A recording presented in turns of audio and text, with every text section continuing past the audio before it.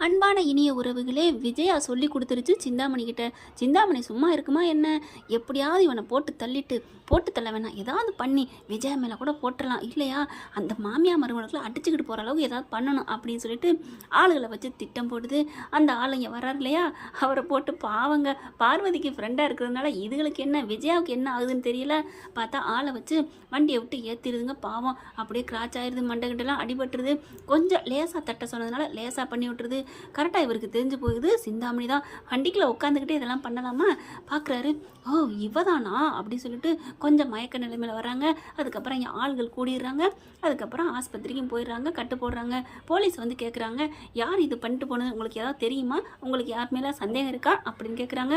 எனக்கு நல்லா தெரியுங்க, சிந்தாமணி தான் வேணுக்குன்னே இதை பண்ணியிருக்கிறான், ஏன் அப்படி பண்ணான்னு தெரியலை அப்படிங்கிறாங்க. சரி அவங்க அட்ரஸ் தெரியுமா அப்படின்னு கேட்க, இந்நேரம் மாஸ்டர் வீட்டில் தான் இருப்பாங்க அப்படிங்கிறாங்க. வாங்க கிளம்புங்க அப்படின்னு சொல்லிட்டு ஆஸ்பத்திரி வேலைலாம் முடிஞ்சதுக்கப்புறம் அங்கேருந்து கூட்டிகிட்டு வராங்க. கரெக்டாக பார்வதி வீட்டில் எல்லாம் நடந்துகிட்ருக்கு யோகா. அப்படியே பார்த்தா எல்லோரும் போலீஸோடு போகிறாங்க. இங்கே யார் சிந்தாமணி அப்படின்னு கேட்க, சிந்தாமணி நான் தான், ஏன் என்ன விஷயம் அப்படின்னு கேட்க, நீங்கள் இந்த மாதிரி இவரை வந்து அடித்து ஆக்சிடென்ட் பண்ணியிருக்கீங்க, உங்கள் மேலே இவர் கம்ப்ளைண்ட் கொடுத்துருக்காரு. என்னது நானா, அதெல்லாம் இல்லையே அப்படிங்கிறாங்க. விஜயாவுக்கு தூக்கி வாரி போடுது. ஐயோ என்ன சிந்தாமணி, நான் உன்னை லைட்டாக தானே தட்ட சொன்னேன், இப்படி பண்ணிட்ட அப்படின்னு கேட்க, பார்வதிக்கு செம்ம கோவம் வருது.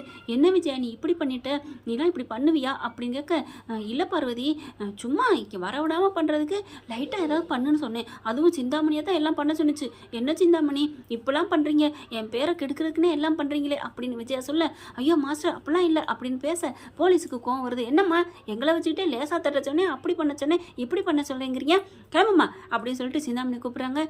இல்லை இவங்க தான் அப்படி இப்படின்னு சிந்தாமணி வளருது. இங்கே பாருங்கள் உங்கள் மேலே தான் கம்ப்ளைண்ட் வந்திருக்கு, அப்படிங்கிற உங்களை தான் நாங்கள் கைது பண்ணுவோம் அப்படின்னு சொல்லி கூப்பிட்றாங்க. பார்க்குறாரு, சார் இவங்க தானே அப்படின்னு சொல்ல, அவர் வந்தவர் என்ன பண்ணுறாங்க, ஆமாம் அப்படின்னு இவங்க மேலே சிந்தாமணி மேலே கம்ப்ளைண்ட் கொடுத்துட்றாங்க. அதுக்கப்புறம் அவங்கள கைது பண்ணிட்டு போயிடறாங்க. அப்புறமா பார்க்குறாங்க, சார் நீங்கள் ரொம்ப நல்ல மனசுள்ளவர், நல்ல வேளை என் ஃப்ரெண்டையும் என்னையும் நீங்கள் காப்பாற்றிட்டீங்க அப்படின்னு பார்வதி சொல்ல, எப்படிங்க பார்வதி நீங்கள் என் ஃப்ரெண்டு, உங்களை நான் காட்டி கொடுப்பேன்னா, அதுவும் இல்லாமல் உங்களுக்கு இவங்க ஃப்ரெண்டு, அதனால் அதுவும் இல்லாமல் இவங்க எனக்கு மாஸ்டர் வேறு, அதனால் இவங்களையும் நான் காட்டி கொடுக்கல அப்படிங்கிறாங்க. பார்வதி ரொம்ப நன்றிம்மா, ஐயையோ டான்ஸ் கிளாஸில் ஒருத்தன் வந்து என் பேரை கெடுத்துட்டு போயிட்டேன், போலீஸ் ஸ்டேஷன் வரைக்கும் போனேன், இப்போவும் நல்ல வேலை போக தெரிஞ்சிச்சு பார்வதி, உன்னால் அது நான் தப்பிச்சிட்டேன் அதுலேருந்து அப்படிங்கிறாங்க விஜயா. இப்போ அது சாரோட நல்ல மனசை புரிஞ்சுக்கோ அப்படிங்கிறாங்க. புரியுது, ரொம்ப நன்றி சார், ரொம்ப அடிபட்டுருச்சோ, ஆமாம் இந்த சிந்தாமணி ஏன் இப்படி இருக்காங்கன்னே தெரியல, முதல்ல இவ்வளோ பழக்கத்தை கட் பண்ணணும், இவ்வளோ முரடனா ரவுடியாக இருப்பா போல இருக்கே, ஏண்டி அந்த ரவுடிக்கிட்ட தாண்டி எல்லாத்தையும் நீ தானடி சொன்னேன், அதை விட்டுட்டு அதுலேயும் மருமகளுக்கும் எதுவும் கிடைக்கக்கூடாது, அதை வேற போட்டு வச்சிருக்கிற, அதை அவள் என்ன பண்ண போகிறான்னு தெரியல, ஆனால் கைது பண்ணி கூப்பிட்டு போயிடுறாங்க. பார்வதி பார்க்குது, இனியாவது அவரை தப்பாக நினைக்காத விஜயா அப்படிங்கிறாங்க. இப்போதைக்கு நான் என்ன சொன்னாலும் உனக்கு மண்டையில் ஏறாது, நான் போகிறேன் அப்படின்ட்டு போயிடுறாங்க. அதுக்கப்புறம் ரொம்ப தேங்க்ஸ் சார் அப்படின்னு பார்வதி இவரை சொல்ல, இவர் இருந்துட்டு பார்த்தீங்கன்னா ரொம்ப நன்றிம்மா அப்படிங்கிறாங்க.